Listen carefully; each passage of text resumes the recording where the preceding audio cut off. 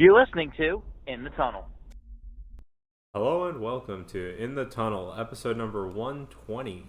Yep, we are back in whatever a studio would be for us together again. Live in the flesh. Live in the place in which a door is behind us. Yo. Yeah, so we have a decent amount of stuff. We're going to talk baseball for, I think, the first time this year. It's getting to the point where baseball is becoming more relevant.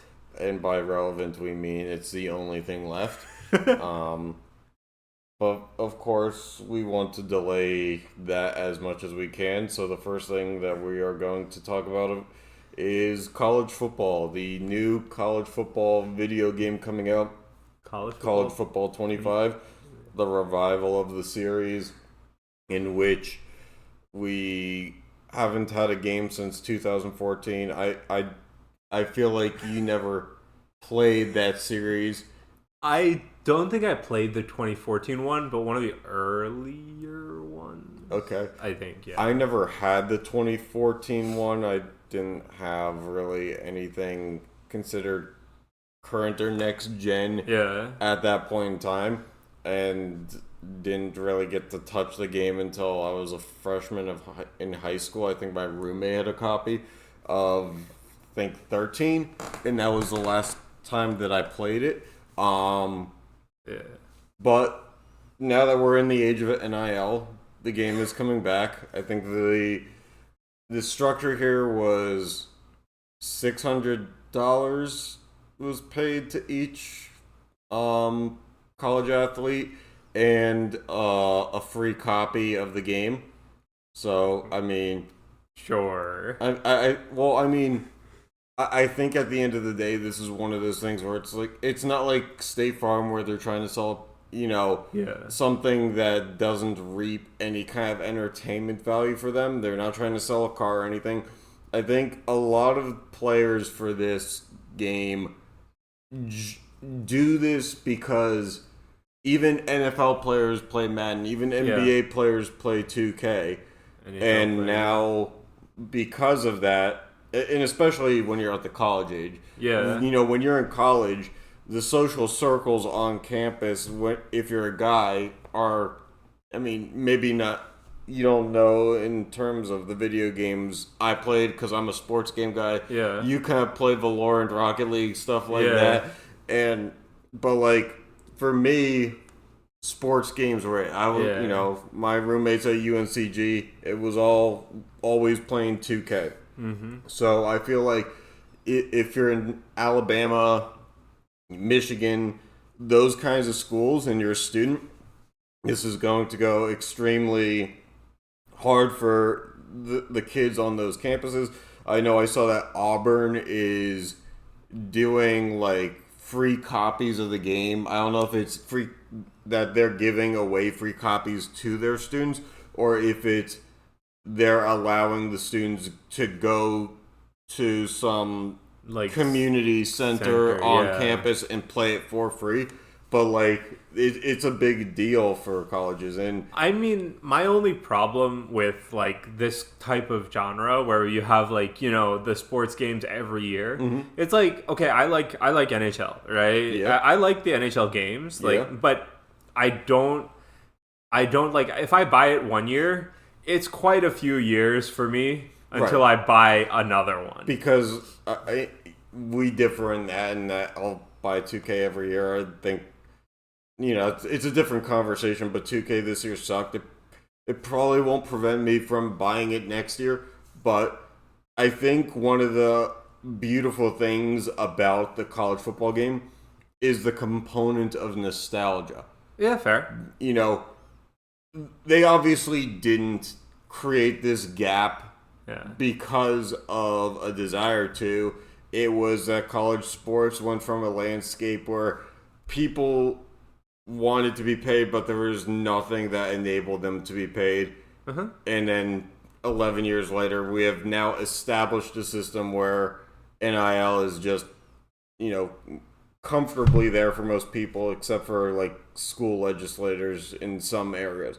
So the nostalgia of it, the fact that the 2014 game was still being played by people because it was the last thing that they could hold on to. Mm-hmm. It creates kind of a beautiful thing here. And I mean, to be fair, right? Like, I actually see like the year versions of like college football being more relevant per se than the year versions of like professional sports, because like college is the one place where rosters kind of just like flip-flop because of like graduating seniors and stuff like that, and transfers, right? So like I do see like that appeal of like, you know, the year format of game, but especially like, we can get into like the other like professional games at a later date, but like NBA, right? You have like cards now, or is that MLB where you? Yeah, the my team and stuff like that.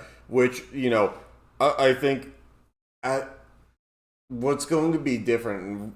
Like, I don't know all the game modes. Like, I know I've read about, but in terms of knowledge that I've retained regarding this game coming out, it seems like the NIL is paving a way for a lot of different stuff. Yeah. Back then, there was probably, and again, I can't speak concisely and clearly on what 2014 had because I didn't have it. Yeah. But you have to assume that the Ultimate Team either used generic versions, you know, like HB, 29. Yeah. If they were using current players, or more likely than not, they stayed away from that altogether. And like your Ultimate Teams were all pastime players who graduated to the NFL, or were in some kind of alumni association where their image and likeness could be used without it necessarily being a confliction between the schools, anything like that. Yeah. But now I can tell you, these modes are going to have current players in them, and how thrilling that kind of is, because if you're represented by a small school, like, we both went to schools that no longer or do not have D1 college football programs. Right. But, like, if you went to North Dakota State University, like where Carson Wentz went, and if that school is in the game this year, to know that, like, it doesn't have to be all Alabama players, Power 5 players. It could be your players playing alongside.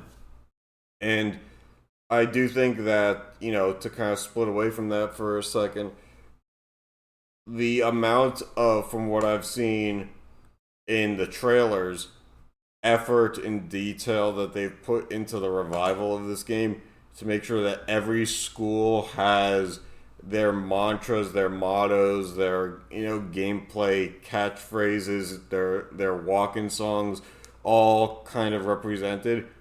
It's a level of detail that, at the very least, we have not seen consistently from EA in a long, long time. To be fair, like I've kind of sidelined most EA games in recent history because of how bad it's been. Yes, they are the kings of rinse and repeat. Yeah, and the fact that a game last came out 11 years ago kind of meant, maybe next year it will be rinse and repeat, but as of right now, like, they basically went from PS3 was the main console for 2014 to we're now on the Xbox Series Series X and PS5.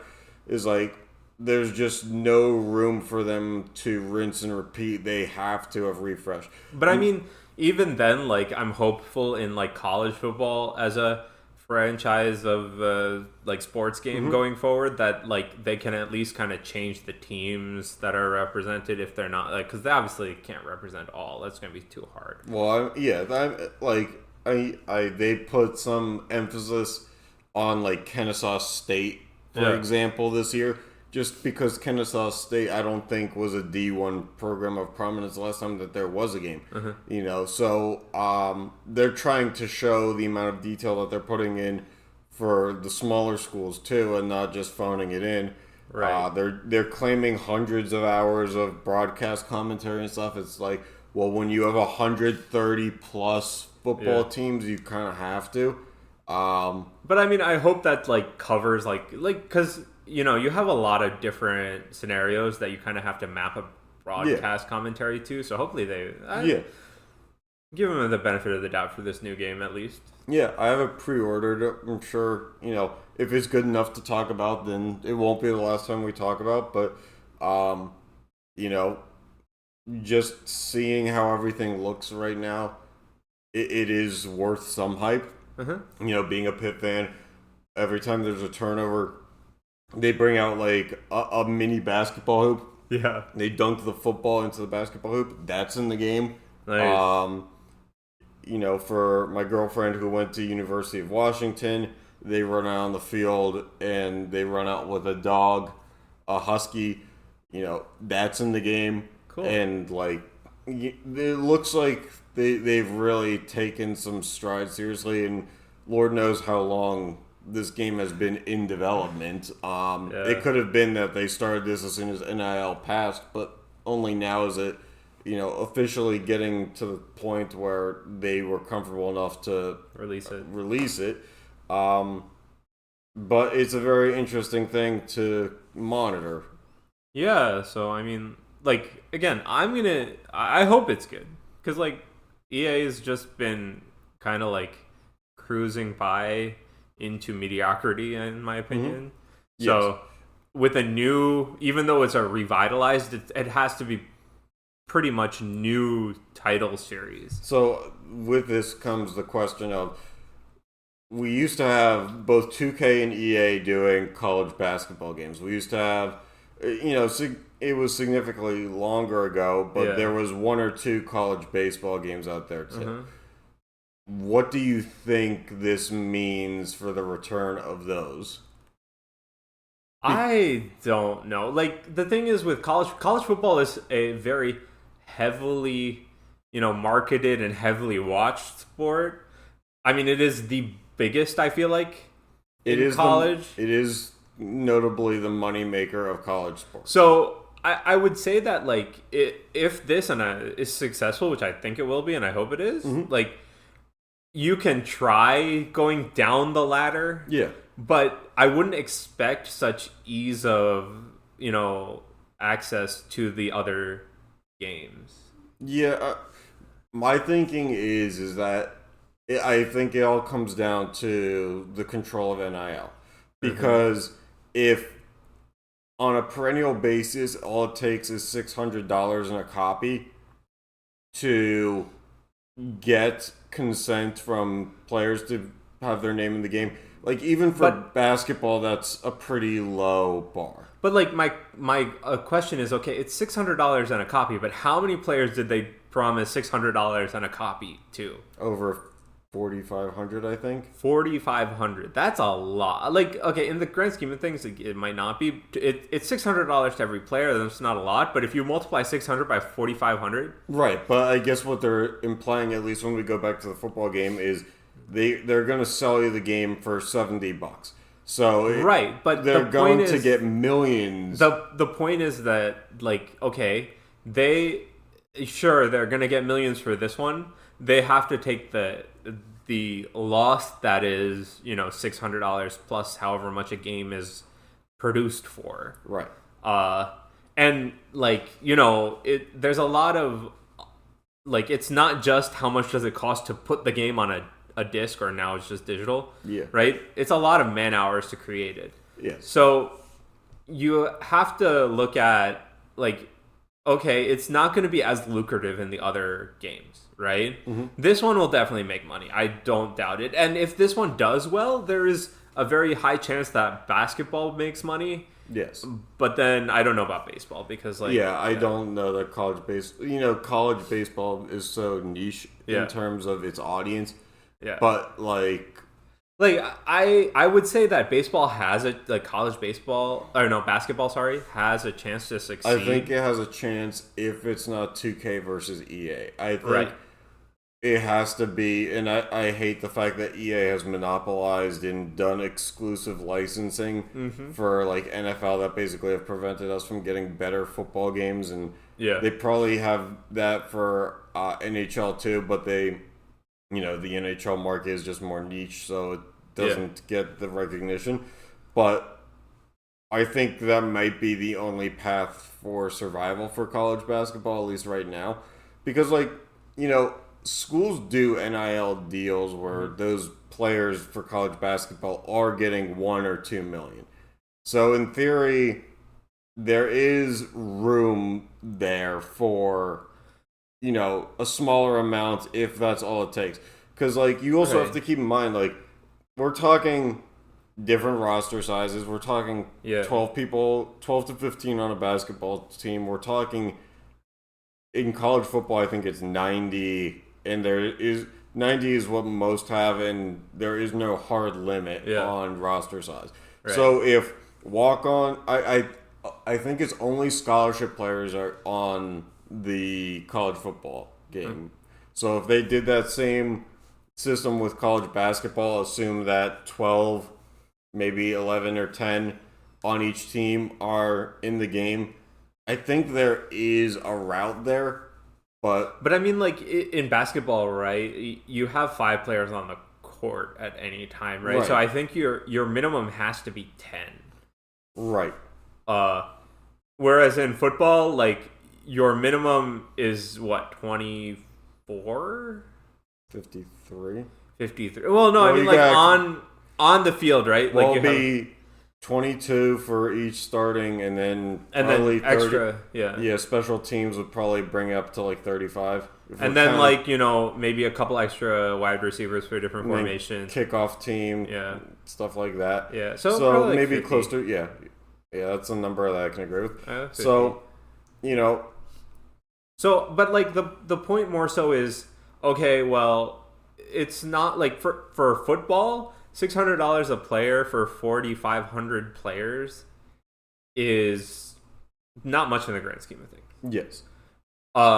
Now for basketball with less of a player base, right? Mm-hmm. Just what is that equivalent, and then does it make sense for EA basically to But the weird thing is, I would argue that as big as college football is on a Saturday basis, that when it comes to March Madness versus the college football playoff, I think the college football playoff will get better now that it's 12 teams. But I think for the longest time, college basketball had the better crowning. Yes, I agree. I think March Madness was great, but like I never watched the regular season of college basketball. Right. I mean, it wasn't until I, went to college and actually had a school to root for, in which I was able to, proudly kind of pay attention. Like, would I have ever watched a UNCG or Hofstra game before I went to either of those schools? No. It would be Pitt or like Purdue. Yeah. But now it's like there is an art in watching those schools, but like there's very clearly a talent differential. Yeah. You'll see shots missed way differently. And by the way, I asked ChatGPT for the top 25 teams alone, 2,500 to 3,000 players. So we're now going to. But let's say that in college basketball, we'd like to play some sort of March Madness bracket. So you need 68 teams. Well, no, I'm talking about college football. Oh. So we have to do what? Let's call it 138, I think. Divided by 25. So times 3,000. There's roughly 16,500 players in the game. But that would be including walk-ons. Yeah, but only scholarship players? So we're somewhere in the area of tens of thousands. Yeah. Which is a lot. That's a lot of money to pay. Yeah. So. Because if you just like it's $600 per player, right? And let's say it's 10,000, right? So you're just concatenating some more zeros. That's like over $500,000. Oh yeah. Which I don't think at the end of the day is going to be like, I understand there's more college basketball teams than there are college football, but there's more college football players than there are college basketball players, regardless of the number of teams.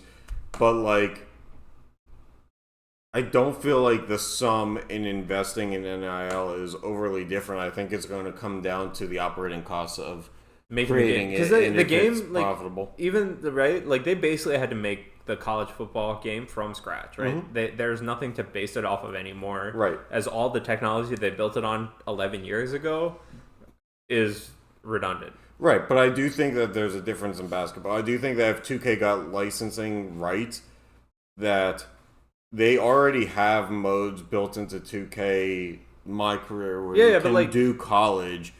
And, like, so in terms of building out, like, some of that stuff, there are some presets in which to build around. Yeah, but, like, if I were to see... They would have to do school exclusive, exclusive kind of stuff, like... They'd need the commentary all over the again. Environments, the assets. The courts, right? And if I'm seeing a new college game, I would really want to see a March Madness type bracket kind of play out. The NCAA did have one that was kind of an add-on game back in the day where it was just purely March Madness. Okay. And so I think some gamers would love the grind more. But I do think that the casual gamer would like more of a let's just get it in. But if we're factoring how do they market this game, right? Like 2K, right? It's going to be during March Madness when you have the most amount of viewership, right? And how do you get people to play the game? It's going to be like the casual. I actually think that there's an angle of you broadcast it the most at the end of college football season. Because, like, right now, when we were at the end of NBA and NHL, right, that would have been the perfect time to start advertising the baseball video game.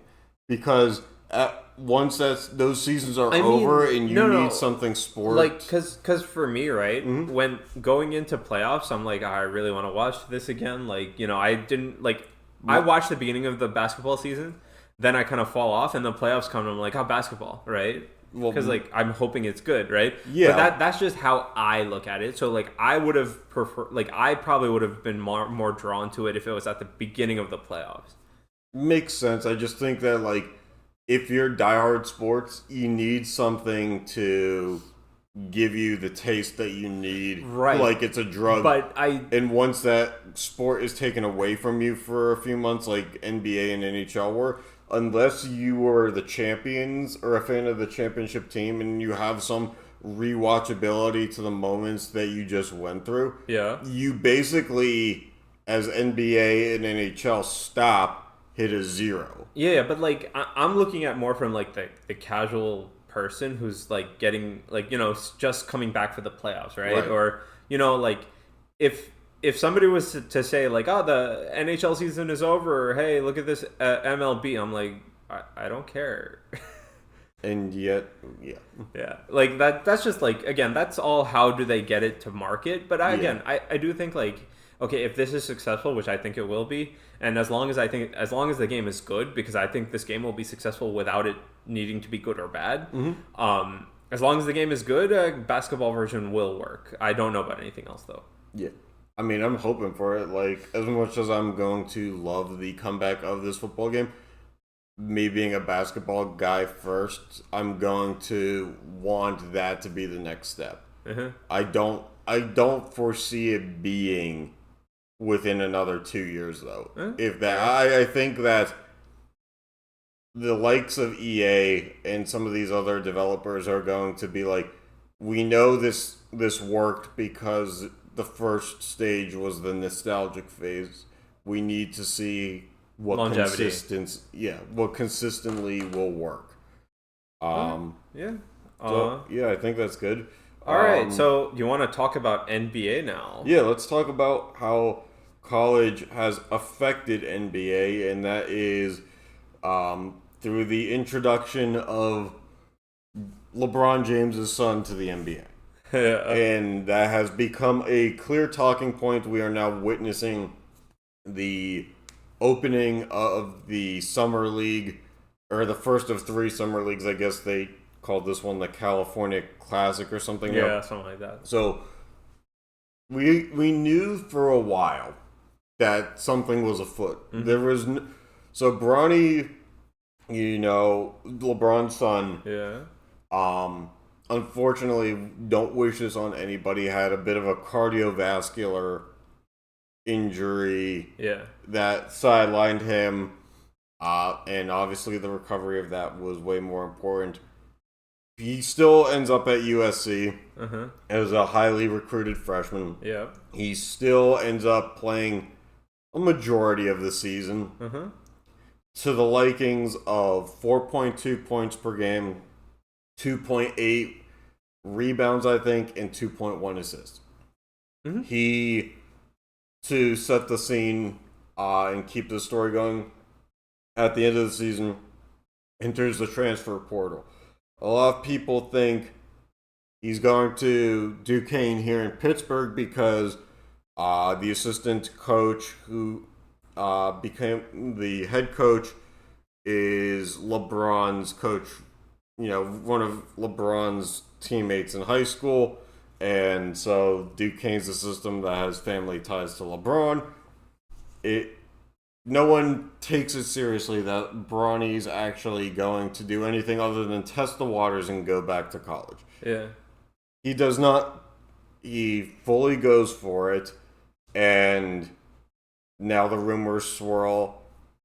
Bronny's going to be a first-round pick because a team like the Suns is going to invest one of their very few first-round picks in an effort to try to lure somebody like LeBron at the end of his career, and provide the Ken Griffey father-son dynamic. It ends up being that nobody's actually going to touch, Bronny with a first-round pick. Very clearly, it's going to be second or undrafted. Yeah. The odds shift heavily to that. Bronny's represented by the same guy who represents LeBron. Fair enough. So Bronny has his agent says in the second round, do not draft Bronny unless you're going to give him a guaranteed roster spot in the NBA. Otherwise, he's going to go to Australia for a year. As the second round goes on, they're saying to teams, do not draft him. Just let him go to Australia. So 5 picks before the end of the draft. Wouldn't you know, the Lakers jump in and take Bronny. They give him 4 years of a guaranteed contract at the NBA level, which is significant because last year's 55th round or 55th overall pick got $560. Yeah. Overall on a 2-year, 2-way, I think, deal. Leaving somebody else, at this point in time, it's not necessarily that we're saying it's nepotism in the fact that very clearly there's some pulling the strings here. Yeah. I agree. The problem is that as worthless as second-round picks have become in the NBA, somebody else's shot was taken away. And, very clearly, this is what everybody for months expected to happen if Bronny went to the NBA. Mm-hmm. The problem with it is that it's not only he gets drafted in the spot he does, it's that he's being catered to like he's a first-round pick who's actually done something. Yeah, I mean, they at the end of the day, I don't see much of a difference if you're a second-round pick or undrafted. Yeah, and I think we're seeing that in the summer league. I hate to make it Pittsburgh, but there was a guy who went to Pitt, shot 42% from 3, which is ridiculous in college. Yeah. Averaged 18.5 points per game, all ACC first team. He gets undrafted. He goes to the Lakers on a 2-year, 2-way deal. Yeah. First game of summer league was yesterday. That guy went 5 for 7 for 3, scored somewhere between, I think, 18 to 21 points in 17 minutes. And Bronny did exactly what his college stat line was, which was 4 points, 2 assists, and 2 rebounds. And social media is buzzing not about the guy who went for 18 and shot 5 for 7. They're buzzing about the guy who went 4, 2, and 2. Yeah. And it's at the end of the day, that draft pick probably meant some money to somebody. Yeah. And it was taken away for somebody who really, like, what would have been the harm of Bronny going to college for another year and doing it himself? Because... But like I don't get he's gonna go to Australia for a year. Like what the heck? Like because, college is not bad. It kind of is similar in the sense to the Ball brothers, where it's like LiAngelo went to UCLA, he got kicked off the team, and so he went to some European country, and so did LaMelo. Mm-hmm. And it's like, well, they're gonna go get paid because clearly their name is enough to get them paid, and it will draw eyes somewhere. But the idea is that it's, you think that this guy's in demand in the NBA. Well, he's going to be more in demand somewhere else, so we have leverage. And I think at the end of the day, it's like, well, this is just prolonging something. Yeah. It's like Bronny entered the draft. Yeah, he's not going to get another crack at the draft. Once you declare for the draft and you're in that pool, if you're not drafted, you just become a free agent. Right. So, I think the representation knew that it was a clear way to get the Lakers to draft him. Because if the Lakers even said no, then they lose all leverage. There's never a road for Bronny to go to the NBA. Yeah, but we'll see, but I don't think anything of this, like, in terms of this will not pan, like, all power to him if it pans out, but, like, it does not look like it's going to pan out in any good way. My projection is LeBron is 39. If they're doing the thing like Ken Griffey... Yeah, Junior and I hate that thing because, like, you have 10 spots on a freaking NBA roster, right? And I also hate that comparison. I know it's the most notable comparison. I hate it because your name is kind of meaningless in baseball because, like, Ken Griffey Sr.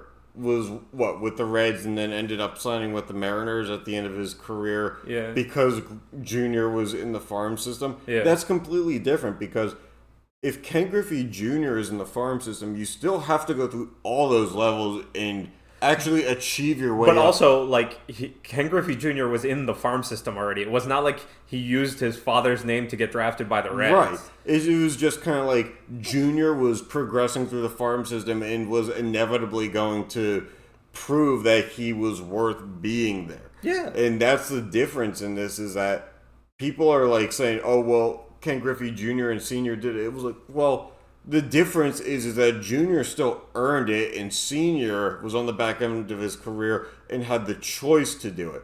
Right. This is completely different. This is Junior is handed the keys to the car, despite the fact that he doesn't have a permit, he doesn't have a license, he never even took the driver's test, anything like that. Yeah. And it's like, well, why wouldn't he be able to drive?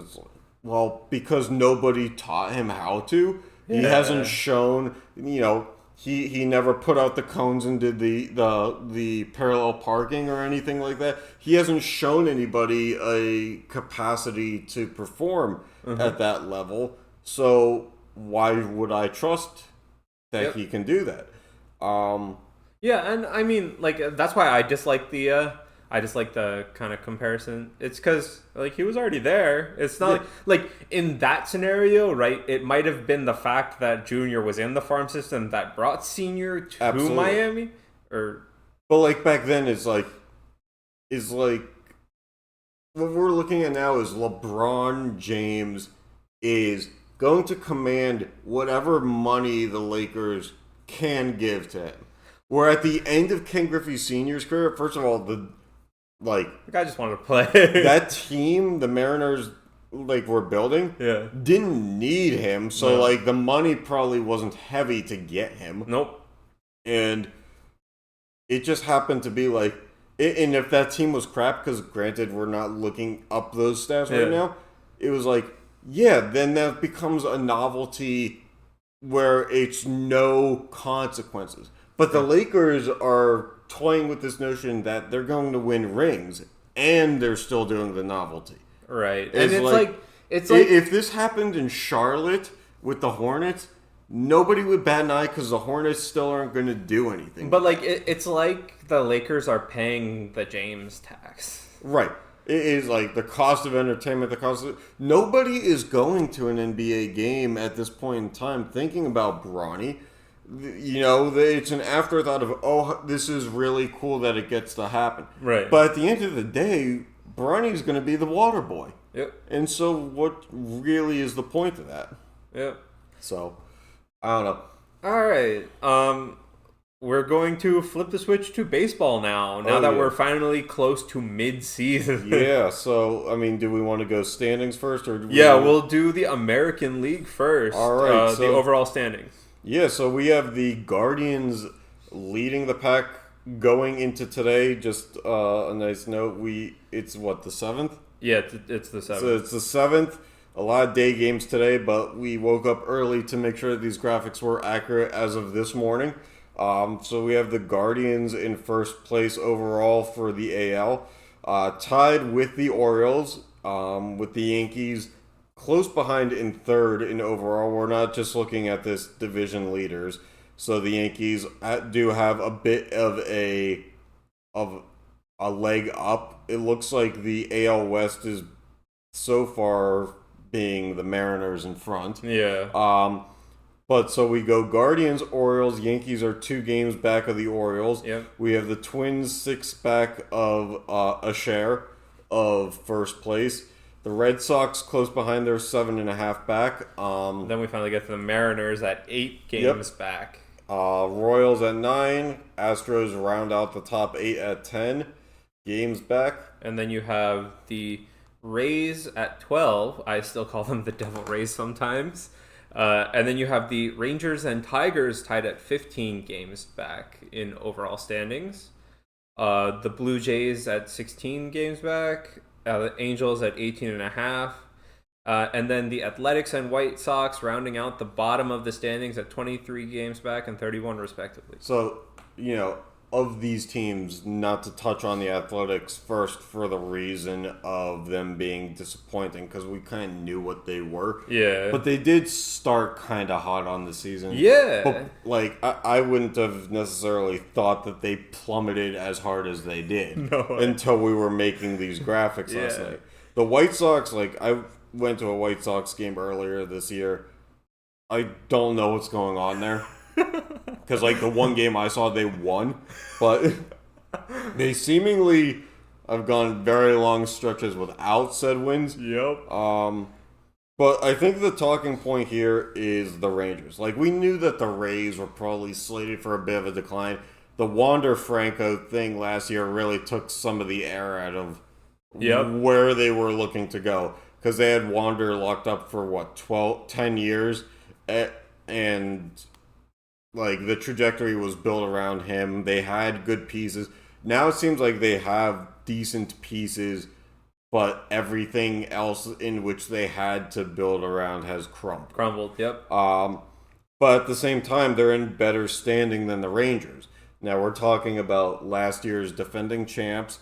We're talking about a team that had really high draft picks, despite the fact that they flipped and turned around and won the World Series. So they have the likes of Wyatt Langford coming up, who I think has made his presence onto the MLB roster this year. Mm-hmm. And yet they're 15 back of first. Yeah. They didn't really lose a lot of pieces either, so... I mean, like, it's just like, you know, we're halfway through the season at this point, a little bit more in some cases. And we'll see what they could do in the latter half where things really start heating up. Yeah, I'm curious. Their record appears to be, well, ChatGPT decides it's going to search 42 and 48. Mm-hmm. Not great for them.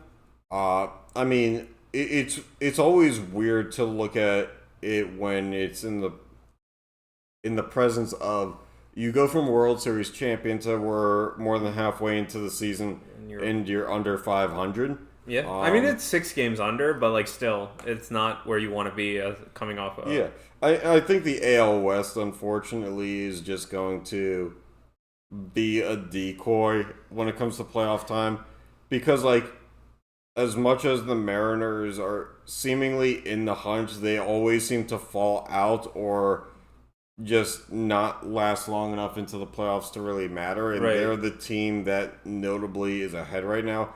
The Astros, I guess, could make their way back into the picture, and with how they develop players, I wouldn't throw anything past them in their ability to do that. Yeah. I just don't know that they're as fortified in their quest to do so as they had been.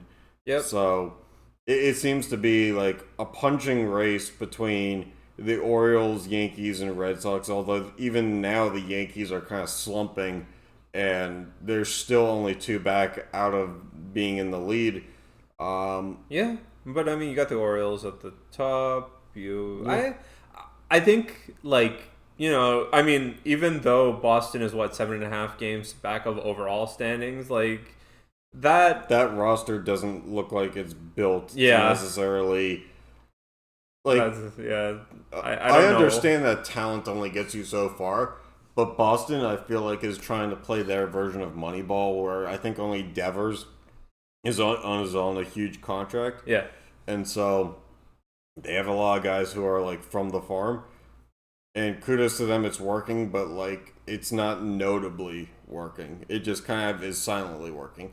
So we'll see how far that gets them, because compared to the Yankees, you'll never know a Yankee who kind of went about success quietly. Yeah, like that's just how it's portrayed. Yeah. So you want to shift over to the wild card and just stay on the AL? Yeah, let's do that. All right, so we have the Yankees leading that wild card chase. They're 5.5 games up on the second place Twins that are 1.5 games up on the third place Red Sox.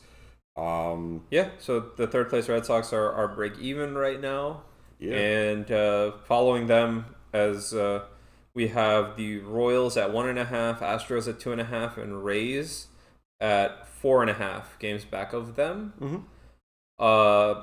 I mean, like, how we have in the overall standings, right? The top teams, like the Yankees and the top 2, are quite far ahead of the rest of the pack, really. Yeah, and right? The Royals for a while there were at least 10 or 11 games above 500.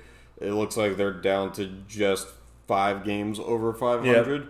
And they did acquire a heap load of guys in the offseason.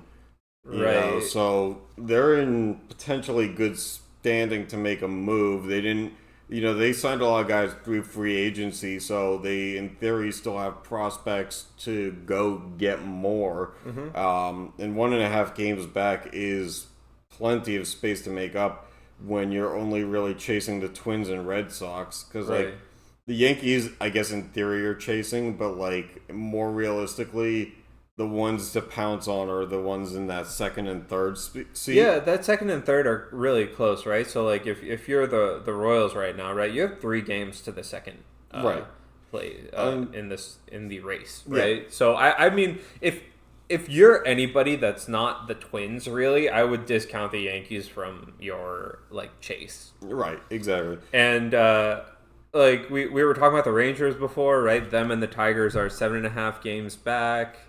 You have the Blue Jays at 8.5 and the Angels at 11. I really don't think the other 2 teams need a mention because they're quite far. The fact that the White Sox are within 30 games is kind of incredible. Yeah, the other 2 teams are quite far in the Athletics and the White Sox, but yeah, the Rangers have a lot to make up for, and we're only like almost 90 games in.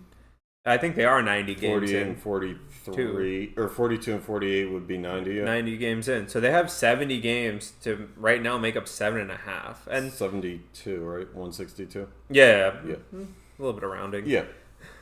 Yeah, so I mean, it's not insurmountable right now, but like if they let that get to double digits, it's going to be tough. Yeah, it is.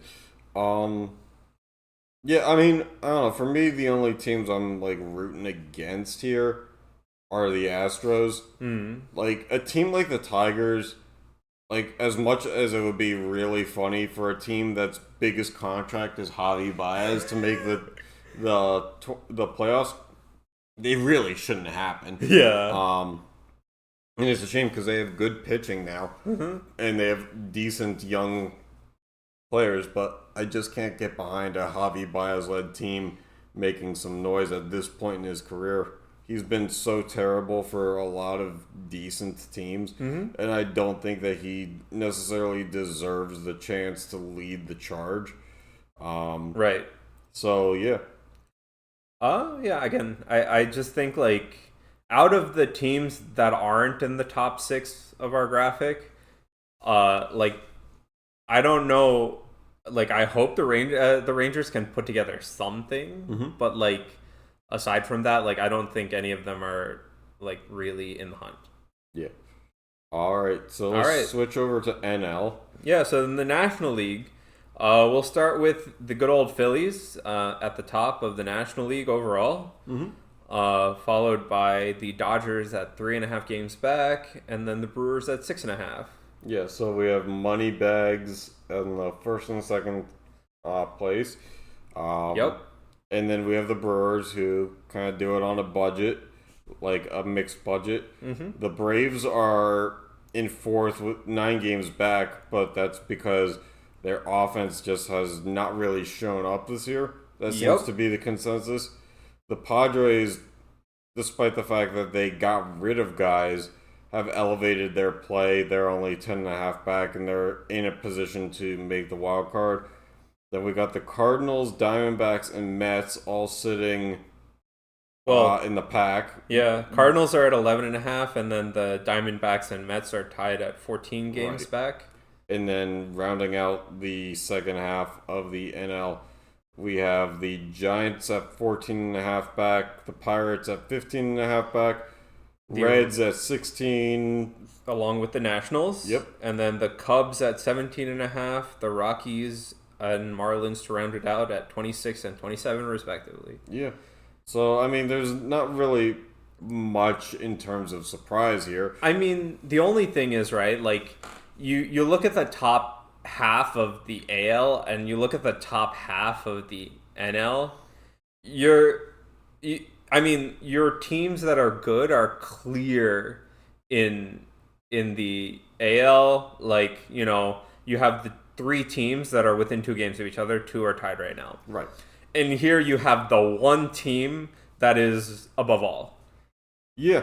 And, you know, I don't know. I feel like it's kind of better for baseball when you have this many teams in the mix, because baseball is the sport where when you get to the playoffs, anything can happen. Right. It's, you know, people would say that about any given Sunday with football, but I think hockey and baseball are the 2 teams where, like, all you need is a pitcher to steal you a game, and that sways momentum. Right. And so, but I think we're looking at a good race. Yeah, but like my problem with the NL is, like, you're not even halfway through the standings and there are already teams that are 14 games under. Yeah, it's not ideal. Like, being a Pirates fan, that, like, we're now 5 games under 500 again. Yep. And we keep going back and forth on if we're going to make up ground or lose it. In position to either be buyers or sellers, and right. But on the opposite side, right? Like, the wild card race in the NL is a lot more, you know, competitive. Yeah, which makes it fun and interesting in a way. And so our wild card, we're looking at the Braves are number 1 at 2.5 games up. The Padres are a half game up, holding on to that second spot. The Cardinals are currently occupying that third spot, despite the fact that they were really bad to start the year. Yeah, and then you have 2 teams at 2.5 games back. They were tied in the overall standings, the right? Diamondbacks and Mets. And followed that by the may Giants. have since changed with the Mets winning today. Yeah. The Giants at 3 games back. The Pirates at 4 games back. Hard to believe that probably isn't 5 games now. Yeah. The Reds at 4.5. The Nationals at 4.5. The Cubs at 6. And then I really don't and think then we don't need to mention the Rockies and Marlins. But, like, my thing is, right, I actually see, like, any of the top 10 teams right there can make it. Because between the Cubs and the Braves, that's 8.5 games. Yeah. 8.5 in, 70-some games? Yeah. Is... Something will move. Yeah. And I think the fact the Padres are only half a game up. Like, not that the Braves won't eventually have a streak where they go cold, like every team does. But the Padres only being half a game up, despite all the luck that they've had. The Cardinals have, like I said, been horrible, and only in the past couple weeks kind of hit somewhat of a stride, and so they occupy that last spot. But once you get into the boxing match that is the Reds, Pirates, Cardinals, and Cubs, all within 4 games of each other, really. Except, I guess Red Pirates National. The Cubs are 6 games, so like, yeah. I know for the Pirates, they haven't played a lot of these teams. Like, they haven't played the Reds or Cubs a ton this year. Yeah. So conceivably, there's going to be more of a boxing match in the second half and jostling for position. So we're still looking at the NL Central will make some kind of move, whether it's the Reds, Pirates, I doubt at this point because they just can't get over 500. Cubs or Cardinals will maybe keep it, but like a lot of these teams in the NL Central have tried to jostle to get more talent and put themselves in a position to take a step forward this year. So it's hard to believe that the old normal casting crew of the Cardinals are going to be able to keep holding this reign. Right. And I think that's the most annoying part as a Pirates fan is that the Cardinals looked to, when they had Pujols last year, was the sign that, hey, we're going into a rebuild. Yeah. This is the novelty phase. We brought back Matt Carpenter. We brought back Pujols, Brandon Crawford. We're investing in older guys so that they can play out their twilight. Yeah. But here they are in the mix. Yeah. And, it's going to be a good NL race, or at least it's shaping up to look like a good NL race. But we're, again, as we've said, over halfway through the season, so guess what that means? Home Run Derby. All-Stars. Yeah, so we got our logo, we got our jerseys for the All-Star break. And can I just say I really just like them? And can I say that, we have to talk it's very clear that at this point the MLB switched to putting the All-Star jerseys into the All-Star game for money grab. Yeah. Which, to no fault of anybody's to do that, because the NBA All-Star game does that, the Pro Bowl does that, the NHL All-Star game does that. But at one point in time, all these leagues, the NBA used to be your own jersey. Yep. So did, I think the Pro Bowl was the only one where it wasn't. Yeah. Did hockey? Hockey did their own jersey for a little bit. Yeah, but they switched in the 90s, I feel like. They switched pretty early. And so, the NBA switched in the, 2000s. So a lot of our generation, our childhood was with these team jerseys. But baseball always kind of stayed with the represent your own team's colors. Yeah, now they only wear the cap. Now they don't. Well, no. I don't think they even do that anymore. They don't wear the cap. Oh no, they have their logo on the cap. Yeah, you have your own logo branded into the same theme. Yeah. Which, admittedly, the hats aren't as bad as the jersey. No. But I get they went Texas themed because Texas is that's the such host. A cop-out Texas theme, not gonna lie. Yeah, they really just smacked a Midwestern font on there. Yeah. But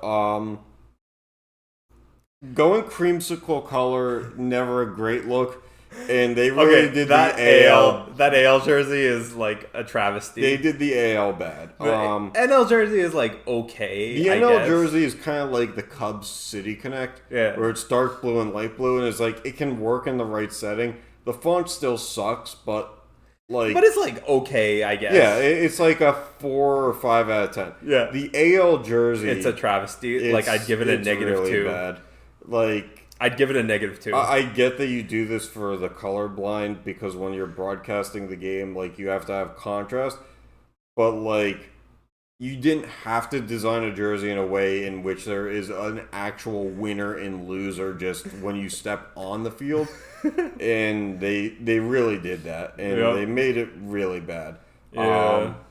So yeah, I don't know. I think like maybe we're just older now, and we're trying to be nostalgic, and a lot of Twitter is our age too. I mean, like, okay, I just have a problem with these jerseys, right? You look at the Seattle ones last year were nice. Seattle, like those were great. Although the problem with the Seattle ones is that Nike admittedly was like, well, we used this All-Star weekend to create the jerseys that we all have now with the smaller font and everything. It's like, okay, but nobody gave a shit about the All-Star game jerseys to that extent. Yeah. Like, that's the one time where you're focused on the front of the jersey and not the back. Yeah. So, yeah, Nike kind of left us in a bad scenario with that one. Yeah, but like it's like, do I avoid watching any of the All-Star Weekend shenanigans so I don't have to look at the travesty that is the American League jerseys?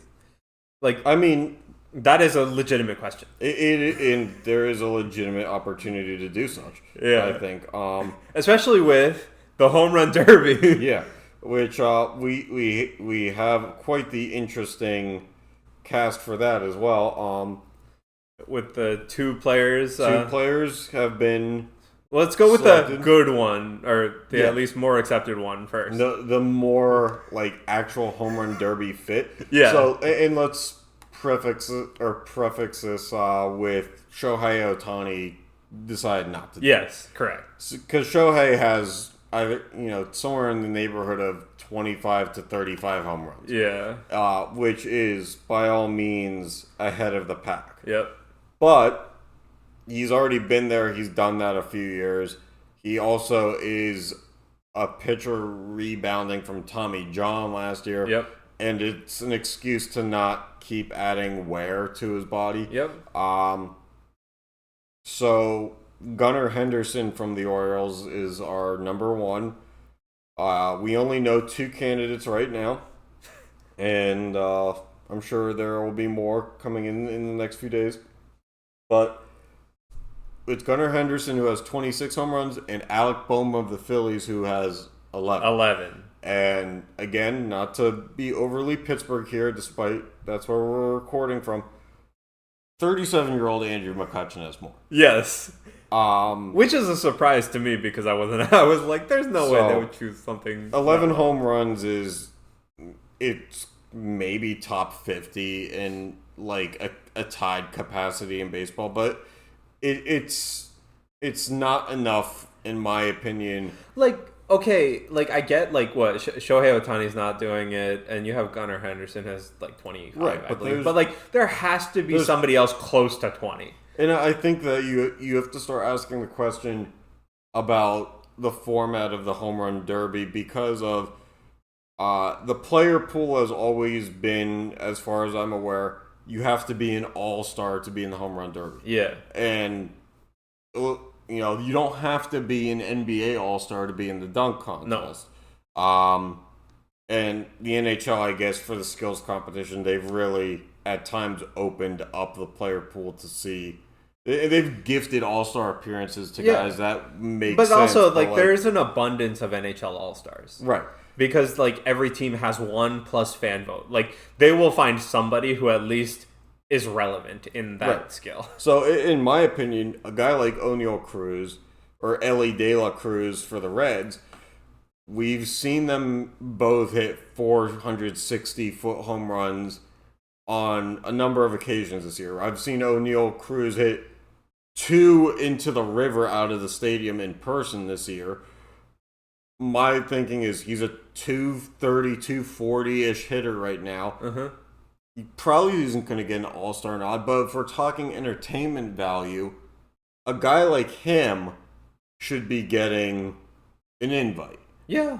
I mean, I really do think that they should kind of separate the all-star game from the home run derby because they are different, right? Yeah. Like in the terms of player pool.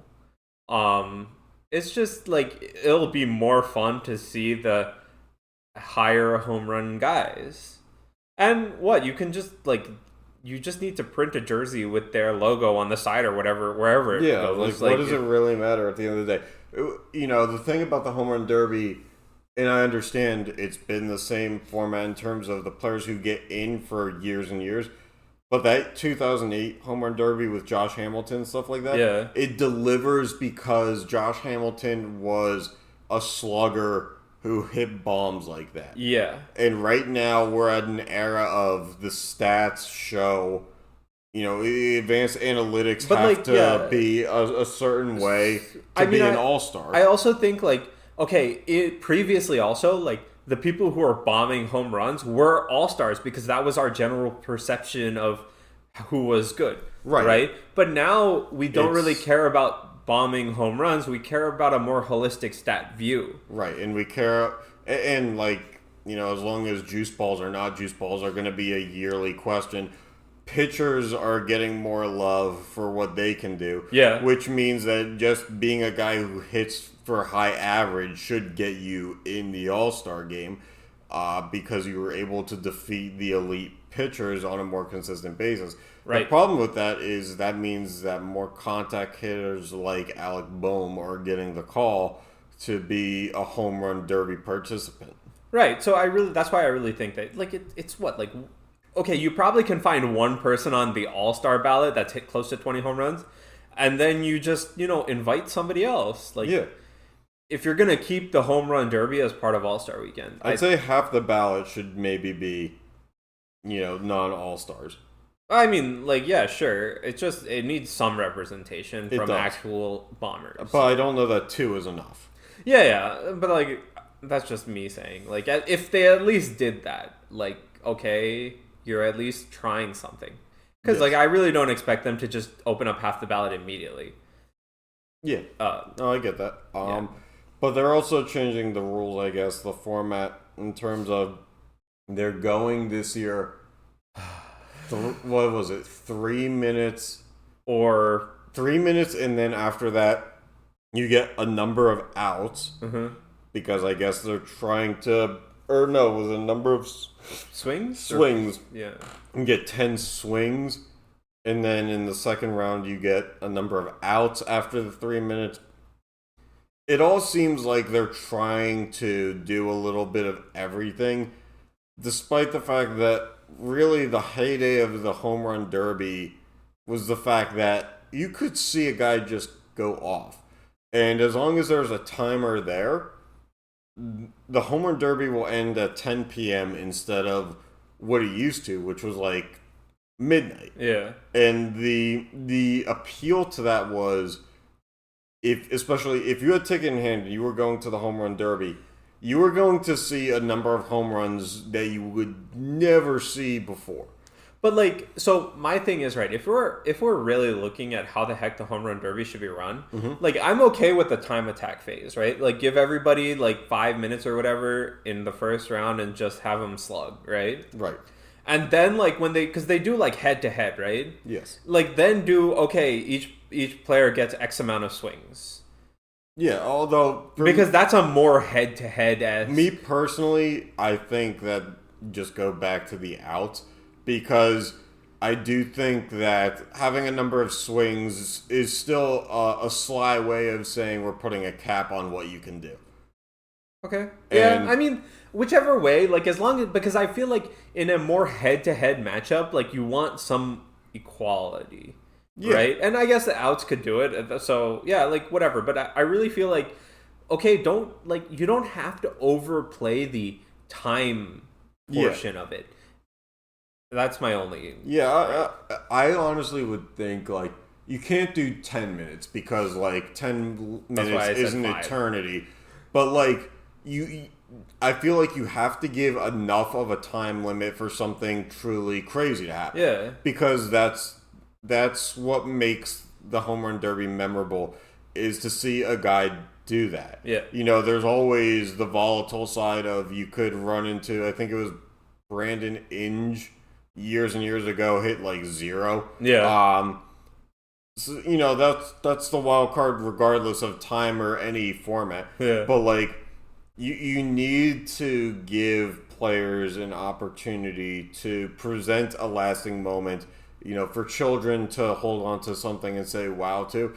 And I don't think the past few years have given that. Nope. And I don't think that this year's is really any different. I think they're reshuffling the deck to say that they can. With whom is already on the home run derby ballot, right. It doesn't look like it's shaping up to be anything good. Yeah. And it's I would probably skip it if I didn't want to watch it for this. Yeah, my thing has always been to watch at least part of the home run derby because it is nostalgic and you do get some of it. But I'll only watch really the whole thing at this point if I'm A, gambling on it, or B, my team is represented in it. Yeah. And keep in mind, 2 of the 4 times that my team was represented, Jason Bay, I think, had 1 or 0, and Andrew McCutcheon had 4, and Pedro Alvarez got bumped in the first round. Yep. So, like, it would be nice to see a guy like O'Neal Cruz, or even Brian Reynolds is a contact hitter, but he's 16 home runs. Like, he can drive one pretty far. So, I don't know. For me, it's about representation. And then if your team gets in it to be like, all right, you have 3 minutes, is like, well, we already see Vlad Guerrero Jr. We already see Ohtani. This is a platform kind of, I'm not saying that those guys shouldn't be in it, but this is a platform for power talent to be showcased regardless of if it's the most notable name or not. Right. And 3 minutes seems like an awfully short window of time to prove that you belong on which that is stage. why they do the plus swings or plus outs after, I guess. Which is like, that's just too complex. Yeah, it's a cop-out to say that they gave them a chance. Yeah. So I think it's time for a redo in the sense of out with the new and with the old a little bit more. Yep. I don't know. Do you have anything else? No. I think that's all the topics we have. Yeah, that's all the topics we have. So, yeah. Thanks for tuning in, and we'll catch you next time. Unfortunately, not in person. Oh, yeah. Well, no, but yeah.